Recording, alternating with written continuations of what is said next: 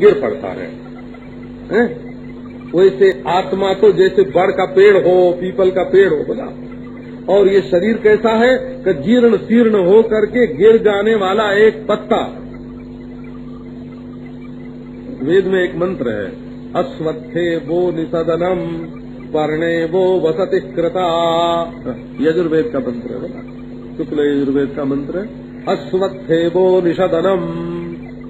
आप कहाँ रह रहे हैं, आपका महल कहाँ है मालूम है? बोले अश्वत्थ, पीपल पर। ये संसार पीपल का वृक्ष है ना, अश्वत्थम प्राहुरभ्यम, ये अश्वत्थ है ना, अश्वत्थे वो निषदनम। अरे बाबा, ये आपकी बस्ती पेड़ पर रह रही है, आपका घोंसला पेड़ पर है। कहाँ का पर्णे वो बसति कृता, एक पत्ते पर और जरा सा घोंसला शरीर का बना करके आप रह रहे हैं। अब ये सूख रहा है, अब इसकी गांठी पेड़ से छूटने वाली है, जरा सी हवा बहेगी और ये टूट कर गिर पड़ेगा, जीर्ण शीर्ण हो जाएगा। इसी का नाम शरीर है। शीर्यते यत्, जो जीर्ण शीर्ण हो जाए उसका नाम शरीर। तो मैं शरीर नहीं हूँ, इसका नाम। जब आप देखेंगे कि मैं नित्य शुद्ध बुद्ध मुक्त आत्मा हूँ और मैं शरीर नहीं हूँ, तो कहेंगे, विद्वान लोग कहेंगे कि भाई सचमुच इसको ज्ञान हो गया, ये ज्ञान स्वरूप है। बेवकूफ लोग किसी को ज्ञानी माने तो उसका नाम ज्ञानी नहीं। ज्ञान मित्युच्यते बुधई। 1 लाख बेवकूफ किसी के पीछे चलें और कहें कि ये ज्ञानी और ये ज्ञानी, ये ज्ञानी, तो वो बेवकूफों का सरदार हुआ, है ना? हाँ, बहुत लोगों की ये वोट से ज्ञानीपना निश्चय नहीं होता हो। क्या हुआ? ये पहले जब वोट हमारे सामने आया, पहले तो वोट था ही नहीं, हमारे सामने ही तो वोट प्रारंभ हुआ ना, वोट देना। कोई जब लड़ाई वड़ाई हुई थी तब यहाँ बहुत खास लोगों के लिए वोट का अधिकार पहले प्राप्त हुआ था, फिर बाद में सबके लिए हो गया। तो खास वाला जब तक वोट था, जब तक तो मैं 1 बार 2 बार वोट देने के लिए गया। अब महाराज जब आम वोट हुआ तो हमने कहा कि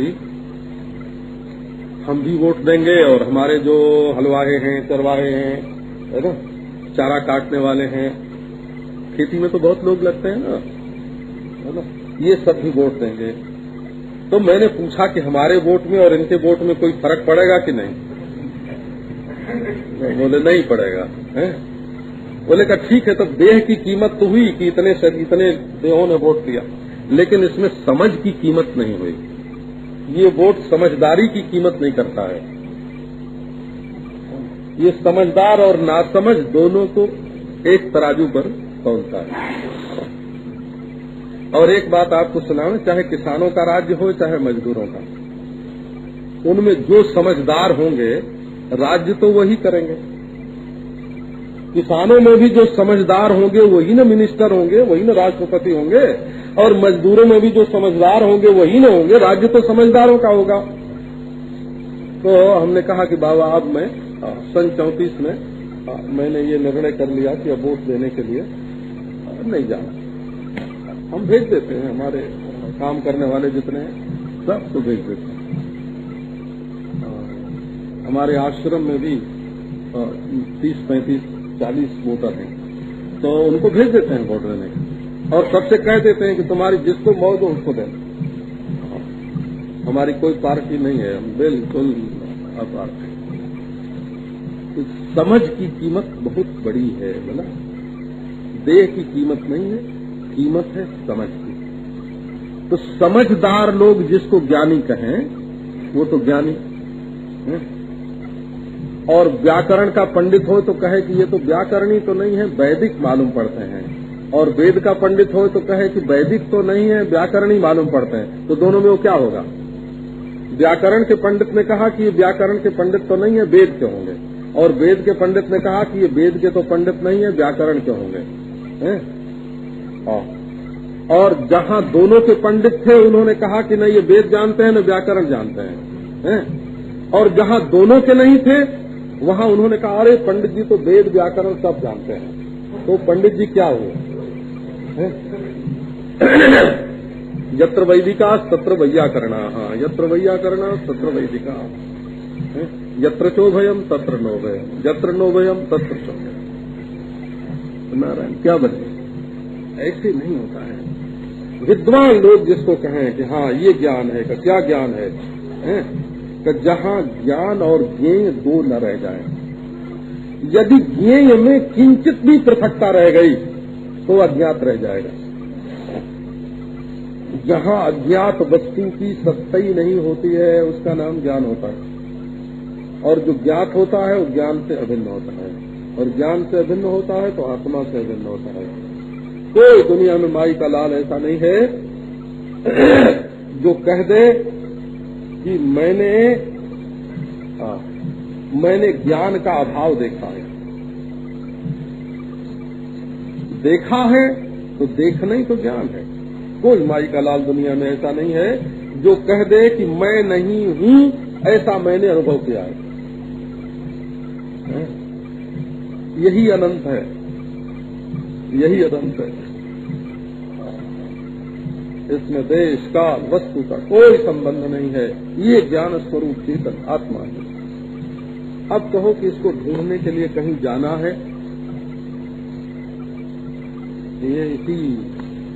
यही जो है ना 3.5 आसन। स्वदेहे शोभनम संतम पुरुषाख्यम च सम्मतम ये मूर्ख शून्यम आत्मानम देहातीतं करोषि भोः स्वात्मानं शृणु मूर्खत्वं श्रुत्या युक्त्या च पुरुषं देहातीतं सदाकारं सुदुर्दर्शं भवादृशैः अहं शब्देन विख्यातः एक एव स्थितः परः स्थूलस्त्वनेकतां प्राप्तः कथं स्यात् देहकः पुमान्। अच्छा, परमात्मा कहाँ रहता है? देखते हैं अपने देह में रहता है, देह में रहता है। तो इसके लिए एक कदम भी चलने की जरूरत नहीं है। देह में रहने का मतलब ये हुआ ना कि इसके लिए एक कदम भी चलने की जरूरत नहीं है। तो अच्छा तो इंतजार करने की जरूरत है। जैसे पहले बाल नहीं थे, मूछ नहीं थी, दाढ़ी नहीं थी, तो इंतजार थे, है ना, फिर आ गए ना। कैसे वो परमात्मा प्रकट हो जाएगा? बोले नहीं नहीं, उसकी इंतजार करने की जरूरत नहीं है। बहुत बच्चों को बहुत ख्याल रहता हो कि हमारे मूछ दाढ़ी नहीं आएगी। हमारे पास ऐसे बच्चे आते हैं जिन्होंने उस तरह से अपनी दाढ़ी बनाने की कोशिश की तो गाल ही कट गया। तो बोले ये क्या कर रहा था तू? तो बोले कि दाढ़ी मूछ नहीं आने से घर के लोग कहते हैं कि अभी बच्चा है ना, हमारा अपमान करते हैं, तो हम दाढ़ी मूछ जल्दी उगाना चाहते हैं। अरे एक ने तो कहा अपने बाप के लिए, ये बुढ़ा मरता ही नहीं है ना, दबा के बैठा है, सारी चीज दबा के बैठा है, हमारे खाने पीने को नहीं देता है, ये कब मरेगा? ऐसे। अरे आप लोग समझते हैं कि बेटा बहुत प्यारा होता है, ये देह काम नहीं देगा, बेटा काम नहीं देगा। ये जो तुम अपनी सारी पूंजी रख रहे हो और समझते हो कि हम नहीं मरेंगे, अनंत काल तक इसका उपभोग करते रहेंगे, या आज नहीं कल दे देंगे, किसी काम आने वाला। तो इंतजार भी आत्मा के लिए एक कदम चलना नहीं है और 1 मिनट का इंतजार नहीं करना है। और दूसरी बात यह है कि वो तुम्हारे मैं के सिवाय दूसरी कोई चीज नहीं है। 3 बात ध्यान करो, न देह से, न मैं, न मन से, न बुद्धि से। 1 कदम तो चलना नहीं है और 1 सेकेंड की इंतजार नहीं करनी है, हैं? और नारायण तुम्हारे मैं के सिवाय दूसरी कोई चीज नहीं है। तो ऐसे परमात्मा की, परमात्मा माने परमार्थ, परमार्थ परम सत्य है ना। परम सत्य, सच्ची से सच्ची जो चीज है, तत्व है।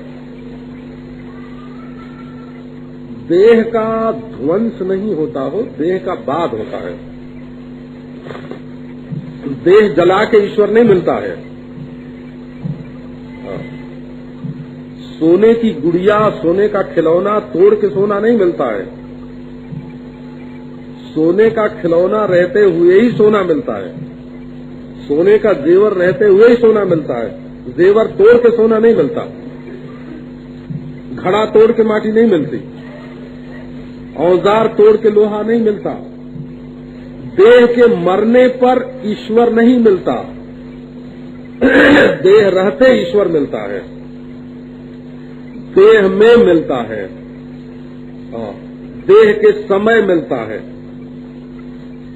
और देह में जो अहम अहम अहम हो रहा है ना, उसी देह में जो अहम अहम हो रहा है, उसी के रूप में मिलता है। आपने तो अपने को कर्म के साथ जोड़कर पापी पुण्य आत्मा बना लिया, भोग के साथ जोड़ के सुखी दुखी बना लिया, देह के साथ जोड़ करके परिच्छिन्न बना लिया, स्वर्ग नरक के साथ जोड़ करके आने जाने वाला बना लिया। ये आत्मा का स्वरूप नहीं है। स्वदेहे शोभनम संतम पुरुषाख्यम च सम्मतम। इतना सुंदर है शोभन। शोभन माने सुहावना। इतना सुहावना है जैसे चांदनी चमकती है हो, जैसे समुद्र लहराता है। आत्मा है?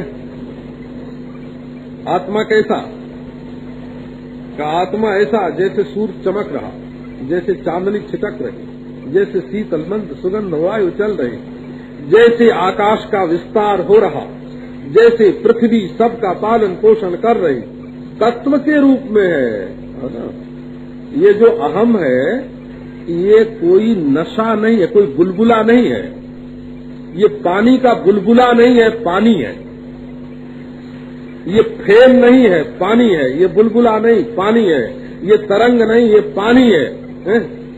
ये चिंगारी नहीं, आग है। ये लपट नहीं, आग है। ये तत्व है, तत्व जो कभी मिट नहीं सकता, जिसमें अज्ञान से न समझ, अज्ञान माने ना समझी, भ्रांति, भूल, जिसको न समझने के कारण हम परिच्छिन्न मान रहे हैं। इतना सुंदर है, इतना सुंदर, इतना मधुर। ऐसा अविनाशी सौंदर्य है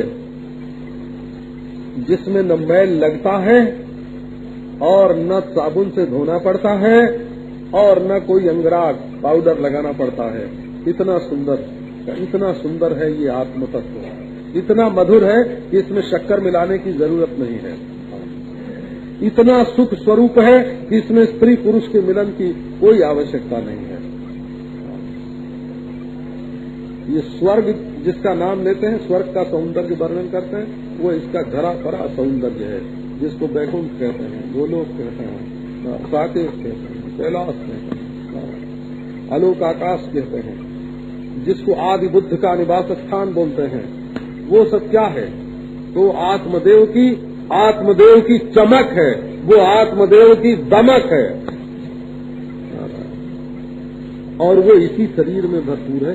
इसको अगर ढूंढ के नहीं निकाला है ना, इसको नहीं पाया, अरे तुमने अपने आप को उसी रूप में नहीं जाना, ये सौंदर्य अलौकिक, उधार लिया हुआ नहीं, अध्याहार्य नहीं, ये सौंदर्य, ये माधुर्य जो दूसरे के संपर्क से आया हुआ नहीं, ये औदार्य जिसमें कभी कृपणता आती नहीं, का ये सौशील्य जो किसी की हिंसा करता नहीं,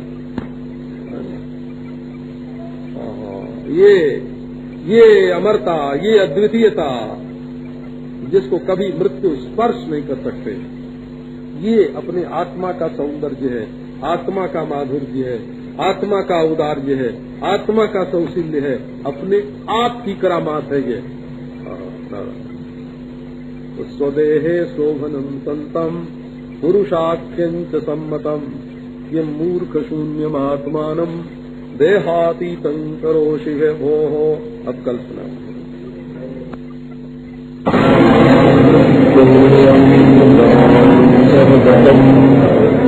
यन्नात्मनि मायया भूतं निद्रया यस्साक्षात् कुरुते तस्मै स्वात्मानमेवाद्वयम् तस्मै श्रीगुरुवे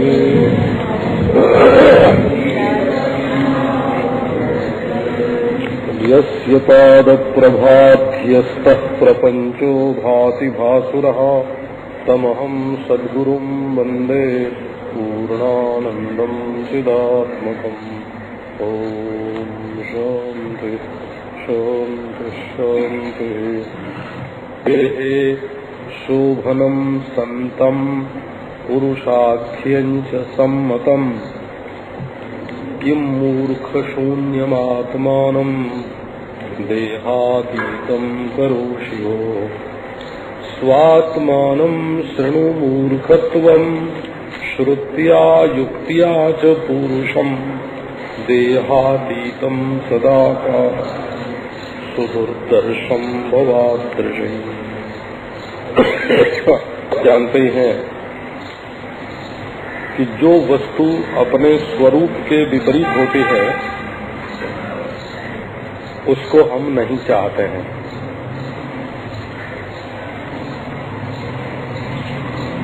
खूब बढ़िया कपड़ा पहने हुए कोई होए और उसको गंदी जगह में बैठना पड़े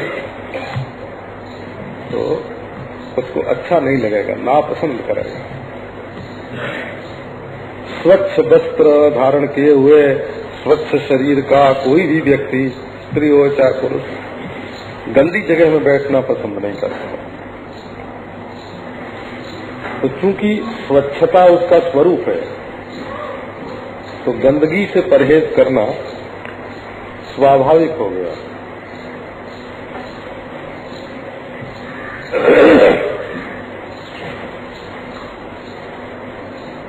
तो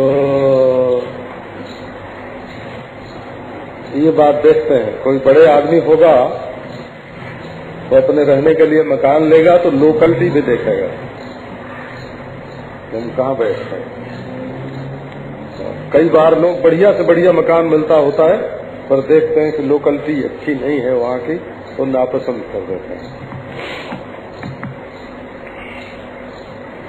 तो आप क्या क्या नापसंद करते हैं इस पर थोड़ा विचार करो। आपको मृत्यु नापसंद है, माने मृत्यु आपके स्वरूप के अनुरूप नहीं है। मृत्यु आपके जीवन में अस्वाभाविक है। आप हैं अमर और मौत है बाहर से गंदगी की तरह कहीं से आई हुई। भला अमर आत्मा को मौत पसंद क्यों होगी? आपको नासमझी पसंद नहीं है, परहेज है नासमझी से। संस्कृत में एक शब्द होता है परिजिहीर्षा। ये परिजीही है ना, परहेज। परिहार की इच्छा का नाम परिजिहीर्षा होता है। परिहार माने छोड़ना, परहेज। आपको बेवकूफी से परहेज है, बेहोशी से परहेज है, क्योंकि आप चैतन्य हैं, ज्ञान स्वरूप है। आपको दुख से परहेज है, क्यों कि दुख आपके स्वरूप के अनुरूप नहीं है।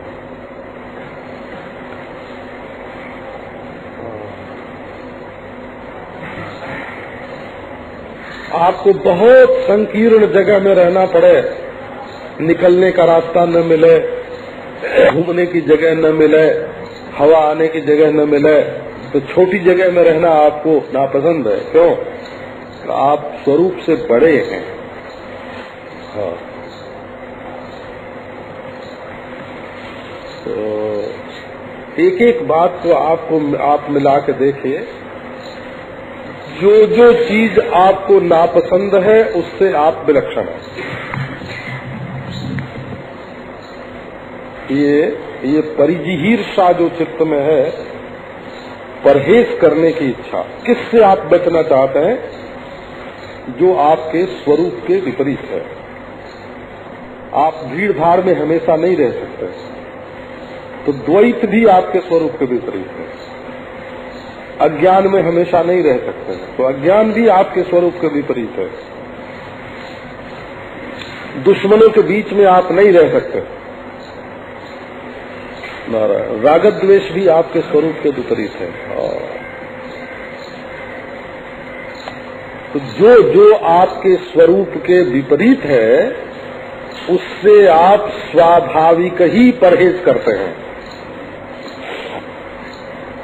स्वाभाविक माने, स्वाभाविक के भी माने होता है, तो बिना विचार के मालूम नहीं करता है। अच्छा तो भाई स्वाभाविक माने क्या?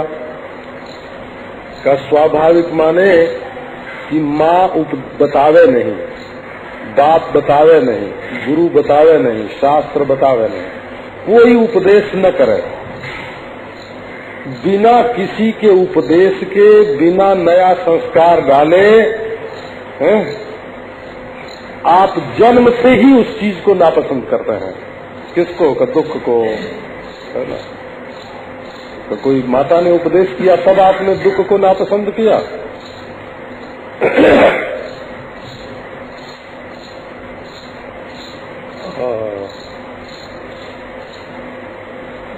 पिता के उपदेश से आपने भय को नापसंद किया? शास्त्र के उपदेश से आप दुख से, मृत्यु से बचने की कोशिश करने लगे? बिना किसी के उपदेश के, बिना किसी की शिक्षा के, बिना किसी के सिखाए आप अपने जीवन की तह में प्रवेश करो, अपने जीवन के अंतरंग में प्रवेश करो। देखो, बिना किसी के सिखाए, बिना शास्त्रोपदेश के ही आप मृत्यु से, जड़ता से, दुख से, भय से, द्वेष से, संकीर्णता से, अनेकता से आप बचने की कोशिश करते हो।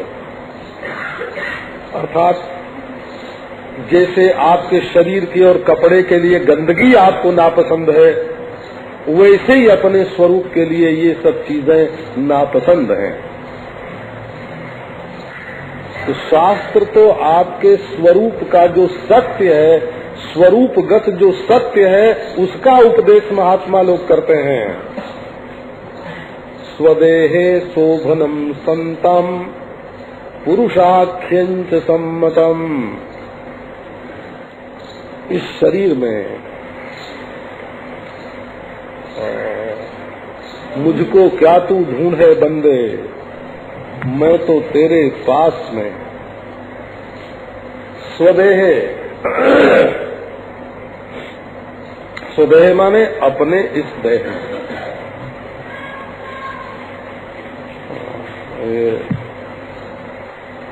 एक गीत सुना था, भजन सुना था बचपन में, मेरा हीरा हिराए गयो कचरे में।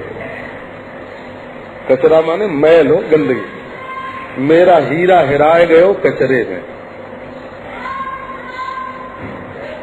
ये जो हमारा हीरा है, आत्मा है, वो कचरे में, ये देह की गंदगी में, देह के मैल में ये खो गया। मेरा हीरा हिराए गयो कचरे में।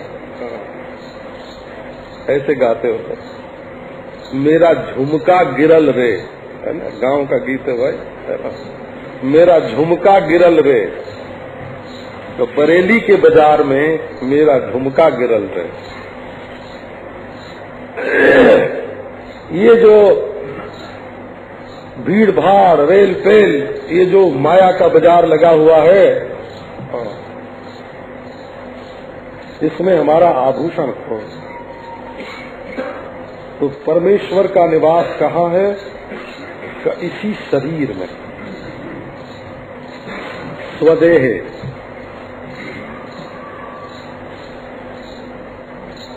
नारायण, इसको ढूंढने के लिए दूसरे देह की जरूरत नहीं है। इसको ढूंढने के लिए दूसरे लोक में जाने की जरूरत नहीं है। दूसरे समय की इंतजार करने की जरूरत नहीं है। दूसरी वस्तु की जरूरत नहीं है। अभी अभी यही और इसी शरीर में क्या है? बोले कि जो शुभ है उसको ढूंढो। शोभनम संतम, शोभन वही है। इधर तो बोलते हैं, जैसे नाम रखते हैं आदमी का, शोभना, शोभा। सिंधी लोग बहुत करते हैं तो शोभा को शोभिया कर देते हैं, है ना। मारवाड़ी लोग शोभा को शोभिया बोलते हैं, है ना। किसी का नाम शोभा हो तो शोभिया करके पुकारे, शोभो करके पुकारे, लेकिन है वो बड़ा शोभन। शोभन माने जिसमें कोई मल नहीं है, कोई गंदगी नहीं है। ये चाम की पुड़िया में रह के भी चाम के साथ उसका रिश्ता नहीं है। ये खून और पीप के बीच में रह के भी खून और पीप के साथ कोई संबंध नहीं है। हड्डी और मांस में रह के भी वो हड्डी और मांस से न्यारा है। और ये जो मन में भय है, क्रोध है, मोह है, लोभ है, हिंसा है, द्वेष है, ईर्ष्या है, असूया है, ये सारी गंदगी, मन की जो गंदगी है, इस मन की गंदगी में रह के भी इनसे वो अछूता है। यही उसका शोभनपना है, शोभन। दुनिया में कितनी बड़ी पकड़ हो, उसको ये रात के समय छोड़ के मौज से अपने आप में सो जाता है। दुश्मन को छोड़ के सोता है, दोस्त को छोड़ के सोता है, धन को छोड़ करके सोता है, पुत्र को छोड़ करके सोता है, पति पत्नी को छोड़कर सोता है, माँ बाप को छोड़कर सोता है, महल को छोड़कर सोता है। कितना शोभन है, जैसे किसी के साथ कोई फसावई नहीं हो। प्यारे से प्यारा व्यक्ति आकर के उस समय अगर छेड़छाड़ करने लगे कि सो मत, तो थोड़ी देर के लिए उसके लिहाज से भले जग जाओ, लेकिन फिर सो जाओ। कितना शुभ है ये। सबको छोड़ सकता है, सबको भुला सकता है, सबसे असंग रह सकता है, सबसे निर्भय हो सकता है, सबसे निर्मोह हो सकता है। अगर आत्मा के स्वरूप का नमूना कोई देखना चाहे, शक्ति का नमूना देखना चाहो, ऐश्वर्य का, तो स्वप्न देखो। कितना ऐश्वर्यशाली है ये, भीतर ही भीतर क्या क्या बना लेता है, कितना बड़ा तो ईश्वर है, इसका नमूना दिखाने के लिए स्वप्न है। और कितना बड़ा त्यागी है, कैसा असंग है, कैसा उदासीन है, कैसा सबसे अलग है, ये दिखाने के लिए सुषुप्ति है। और ऐसा होने पर भी जागृत अवस्था में कैसा फंसता है ना?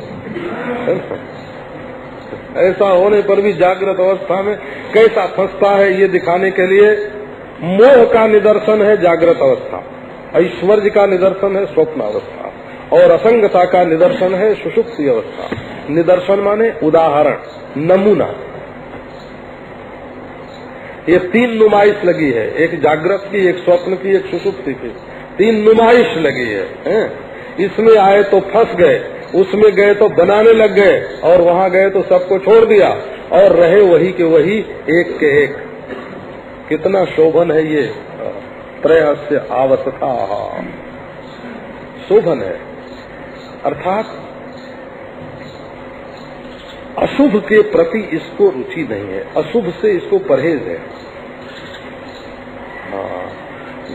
झूठ बोलने में भीतर से ये मना करता है, बेईमानी करने में ये भीतर से मना करता है, व्यभिचार अनाचार करने में ये भीतर से मना करता है, ज्यादा देर तक डरते रहने में, मोह करने में, फसाव में, है ना, ये रुचि नहीं लेता है। बड़ा शुभ है, सबसे शुभ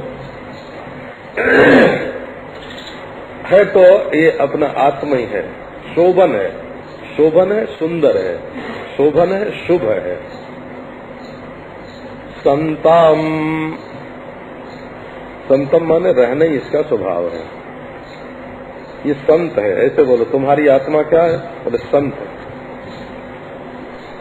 गेरुआ कपड़ा पहनने वाला संत हो कि न हो, इसमें शंका होती है। ये निशंक नहीं है, निरातंक नहीं है, निष्कलंक नहीं है, परंतु अपना आत्मा जो है वो संत है। अरे जरा जरा सी बात में हो सुख हो जाता है। कोई पुरानी बात 50 बरस पहले की कोई बात याद आई और खिल गया, ये भोले भाले का लक्षण है ना, बड़ा ही भोले भाले।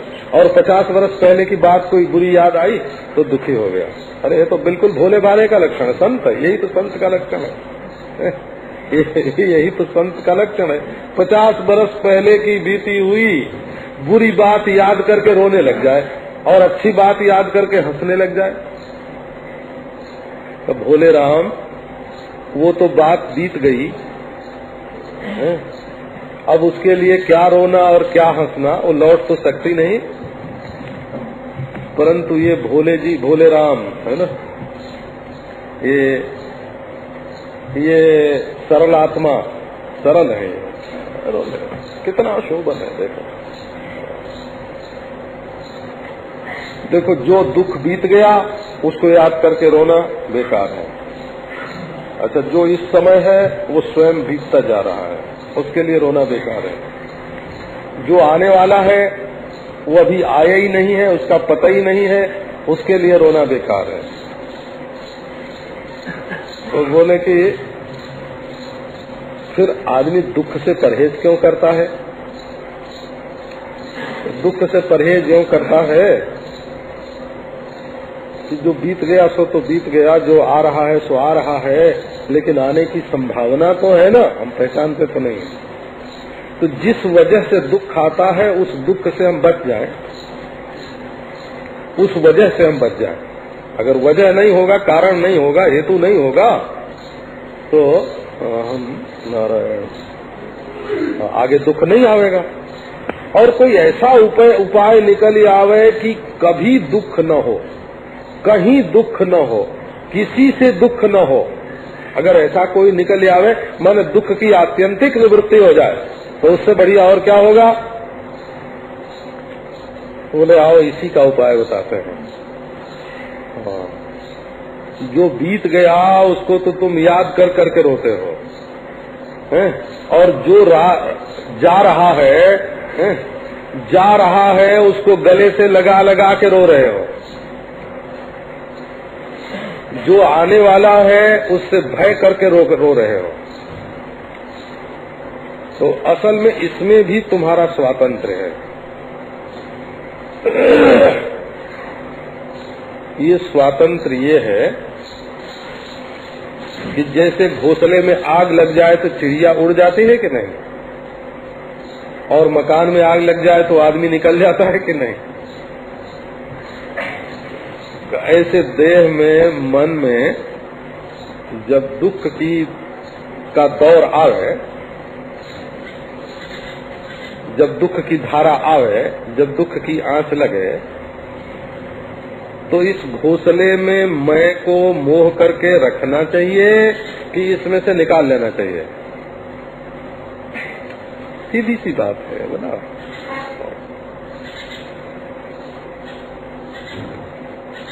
भागवत में कथा आती है कि कबूतर के बच्चे जब जाल में फंस गए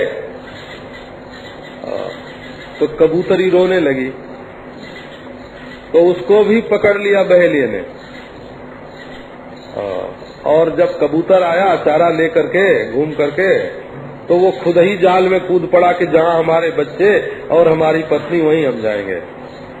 तो घर में लगी आग। अब एक आदमी था तो बाहर, लेकिन दौड़ा हुआ आया, अरे अरे घर में हमारा पलंग है और हमारी तिजोरी है और हमारे कपड़े हैं, वो सब जल जाएगा तो जल जाएगा, तो मैं रह के क्या करूँगा। वो खुद ही जाके मकान में कूद पड़ा, है ना। तो ये शरीर जो है ना, ये शरीर नवद्वारे पुरे दे नहीं वो कुर्बन न कार है। इसमें आग लगती है, ये सत्य है, ये यथार्थ है कि इसमें कभी कभी आग लगती है। छोटे घर में भी आग लगती है, बड़े घर में आग लगती है, पड़ोसी के घर में आग लगती है। इसका तो आग से संबंध है। परंतु इसमें बचने की युक्ति ये है कि इस घोंसले में से अपने आप को अलग कर लो। ये मैं और ये मेरा है। अलग करने का मतलब ये नहीं कि इसमें से काट के कुछ निकाला जाएगा। समझ से अलगाव होता है। ये मैं और ये मेरा, ऐसी जो भ्रांत धारणा है, उस धारणा को काटना होता है।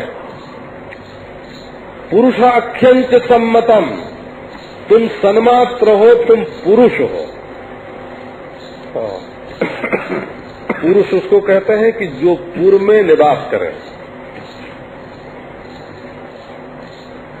पुरुषु वसति इति पुरुषः। ये वस का उस हो जाता है व्याकरण की रीति से। तो तुम असल में पुरुष हो। तुम्हें अगर छोड़ना नहीं आता है, परहेज करना नहीं आता है, तो तुम दुनिया से के दुख से छूट नहीं सकते। रोते भी जाओगे। हमने बच्चों को देखा है, हो एक ओर से रोते जा रहे हैं, एक ओर से लड्डू खाते जा रहे हैं। ये पुरुष माने क्या होता है? जो छूटने वाली चीज है उसको पकड़ के बैठ जाना। और आपने सुना होगा सूरदास ने एक भजन, अपन को आप नहीं बिसरो, अपना आपा तुम्हें भूल गया है। वो उसमें कहा उन्होंने कि नलिनी को सुबटा कहू कौने जकर्यो। एक लकड़ी का ऐसा चक्कर बनाते हैं कि तोता आके, पोपट आके उसके ऊपर बैठ जाता है, सुख आके बैठ जाता है, तो घूमने लगता है। तो घूमने लगता है तो वो और जोर से पकड़ लेता है। अब वो जब चक्कर में वो पकड़ के घूमने लगता है तो पकड़ने वाला, तोता पकड़ने वाला आके उसको पकड़ लेता है। तो क्यों पकड़ा गया? तो क्योंकि उसने उस चक्करदार चीज को छोड़ा नहीं, इसीलिए वो पकड़ा गया। तोता नहीं पकड़ा गया, वो चक्करदार चीज पकड़ी गई, लेकिन उसको उसने छोड़ा नहीं। कहते हैं एक बहुत बड़े सन्यासी थे, महात्मा थे, उन्होंने तोते को खूब सिखाया, बोलना सिखाया, तत्त्वमसि सिखाया, अहम ब्रह्मास्मि सिखाया, प्रज्ञानम ब्रह्म सिखाया, सब बोलता था। लेकिन वो भी चक्कर में आ गया। तो जब वो महात्मा कहते थे कि अरे छोड़ दे, तो वो भी बोलता था कि छोड़ दे, लेकिन छोड़ता नहीं था। हाँ, वो भी बोलता। तो ये पुरुष माने ये शरीर तुम्हारा पुर है, गांव है, घर है, घोंसला है ना। इसमें धुआं भी उठता है, इसमें आग भी लगती है, इसमें डाका भी पड़ता है, इसमें मौत भी होती है, बीमारी भी आती है। अगर इसको मैं मेरा समझोगे तो ये तुम्हें तकलीफ देगा, तुम तकलीफ से छूट नहीं सकते। और शास्त्र में गुरुओं ने यही बात बताई है कि तुम नित्य शुद्ध बुद्ध मुक्त आत्मा हो। तो अब न कोई छोड़े तो क्या कहते हैं डांटने के लिए? ये गुरुओं की जो डांट होती है ना, वो बड़े लोगों की वो आशीर्वाद होती है। अब आप लोग तो भले मानुस हो, और हम खुद ही आपको कथा सुनाने आए हैं। हम कहीं जंगल में होते हैं और आप कुछ पाने के लिए हमारे पास आए होते, तो हम चाहे जितना डांट डपट सकते थे आपको, और आप कहते कि नहीं महाराज हमारे ऊपर तो कृपा कर। हम लोग पहले बचपन में जाते थे ऐसे संतों के पास, जो गाली नहीं देते थे मारते थे। बोला अब इतनी जिज्ञासा लोगों के चित्त में होना कि ये हमको ब्रह्म ज्ञान बतावे।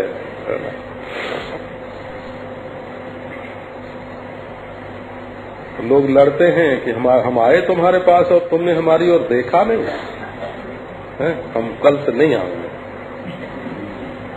कहते हैं हम अपने घर का काम धंधा छोड़ के आए, तुम हमने हमसे बात नहीं की, हम जाते हैं।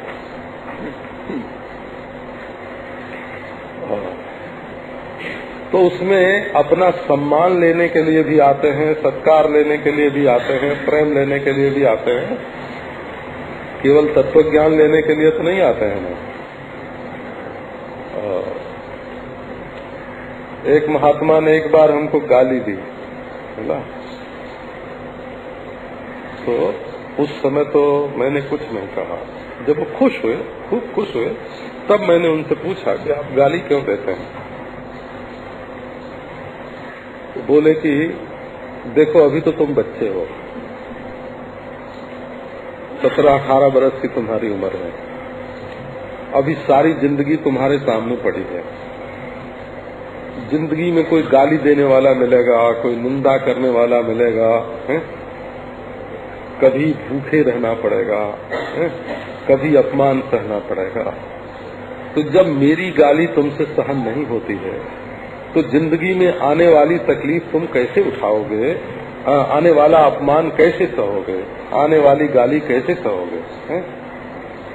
तो बाबा अभ्यास, अब भूखे रहने का भी तो अभ्यास होना चाहिए ना, थोड़े कपड़े में रहने का भी अभ्यास होना चाहिए, झोपड़ी में रहने का भी अभ्यास होना चाहिए, गाली सुनने का भी अभ्यास होना चाहिए, प्रतिकूल वातावरण में रहने का भी अभ्यास होना चाहिए, है?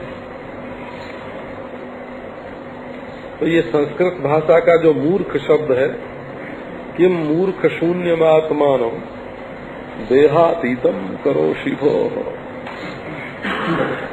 मूर्ख शब्द का अर्थ है मूर्छित संस्कृत में। मूर्छति इति मूर्खा,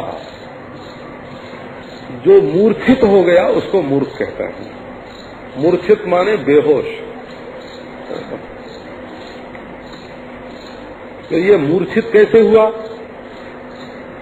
तो देह के साथ मैं होना ही मूर्छित होना है ना।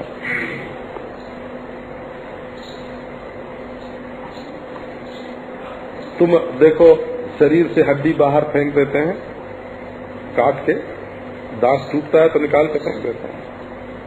कोई मान लो शरीर का अवयव कट जाए तो निकाल के फेंक देते हैं। अच्छा उसको छुओ तो नहाना पड़ता है कि नहीं? पहले के लोग नहाते थे, अब के लोग नहीं नहाते, ये ठीक है। अच्छा शरीर में से थूक निकलता है, वो फिर खाया तो नहीं जा सकता।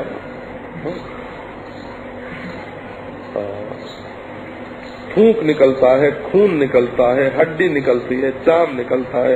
ये सिर पर ये बड़ा सुंदर सुंदर बाल हो, है ना, जिसको सैकड़ों रुपया खर्च करके, है ना,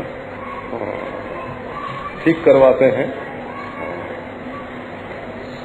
यही जब काट दिया जाता है तो काटे हुए बाल से प्यार क्यों नहीं करते? उसको पवित्र क्यों, उसको वैसे आजकल तो दूसरे के कटे हुए बाल भी लोग अपने शरीर में लगाते हैं, हमको मालूम है। तो सब ठीक है, लेकिन देह से जो चीज अलग हो जाती है,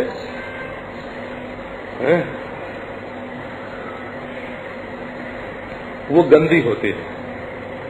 तो वो देह में रहते हुए क्या है, उसके साथ तुम मैं करके बैठे हो।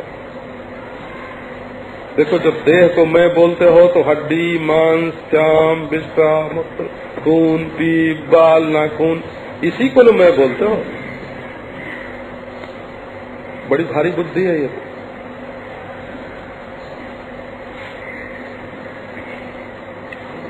तो ये कहते हैं कि देखो तुम मूर्छित से हो गए हो। जैसे मूर्छित आदमी को गंदगी का ख्याल नहीं रहता है ना, कि शरीर में कहाँ गंदा हो गया, क्या गंदगी हो गई है?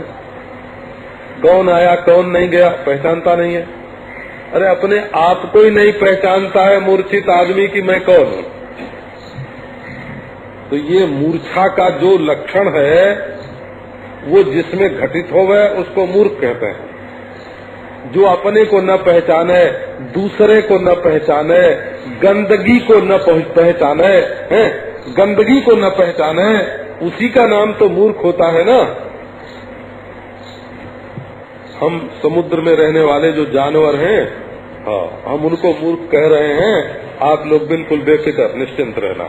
तो आत्मानम शून्यम करोसी, तुम अपने आप को आत्मज्ञान से, ब्रह्म ज्ञान से रहित अपने आप को शून्य कर रहे हो।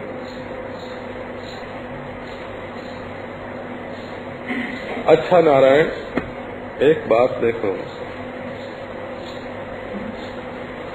कि आपके देह के भीतर आकाश है कि नहीं? तो देह में आपके जो माटी से बनी चीज है उसको तो आप मैं बोलते हो। तो पानी से बनी जो चीज है, खून वगैरह, उसको आप मैं बोलते हो। गर्मी से बनी जो चीज है, हवा से बनी जो चीज है, सांस है, उसको तो आप मैं बोलते हो। तो आपके शरीर में जो अवकाश है, पोल है, आपके गालों के बीच में जो खाली जगह है, आपके पेट के बीच में जो खाली जगह है, गले के बीच में जो खाली जगह है, जिसमें से हवा घूमती है, खून चलता है, उस खाली जगह को आप मैं मानते हो कि नहीं?